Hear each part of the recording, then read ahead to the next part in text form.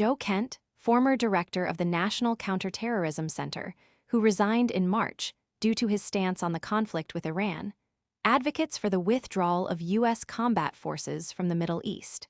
In a recent interview, Kent, a military veteran and Gold Star husband whose late spouse, Shannon, was killed in Syria in 2019, stressed the profound human costs of war. He criticized bipartisan support for prolonged U.S. military engagement abroad, expressing a desire to help form a new political coalition to challenge this consensus. Kent argued that current U.S. troop deployments in the region serve primarily as tripwires, exposing American service members to unnecessary risk and increasing the likelihood of deeper military entanglement if attacked. He maintained that the ongoing conflict does not serve U.S. national security interests, suggesting that Iran had posed no imminent threat at the onset of hostilities. Consistent with statements made at the time of his resignation, Kent attributed the decision to escalate conflict in part to influence exerted by Israeli interests on U.S. policymakers. According to Kent, U.S. military bases in the region have become strategic liabilities, as they have been vulnerable to Iranian missile and drone attacks, necessitating evacuations and undermining their operational value. He questioned the strategic wisdom of maintaining such installations, which he believes have become points of vulnerability rather than strength. With over 5 months elapsed since U.S. operations against Iran began, and given current conditions, including a blockade against Iran, Kent believes the president has the opportunity to end U.S. involvement without significant recent losses. He suggested that a withdrawal could be framed as a favorable, or at least neutral outcome to the American public.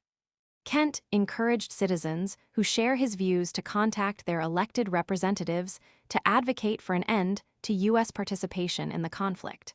In response, a White House spokesperson characterized the administration's policy as having significantly degraded Iran's military capabilities and economy through military and economic measures, while dismissing Kent's perspective as uninformed.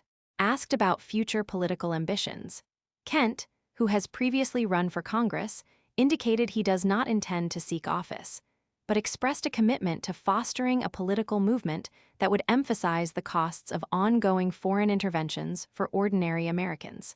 He argued that regardless of which party holds power, the persistent focus on military commitments abroad detracts from domestic priorities and burdens American society with increased debt and erosion of civil liberties.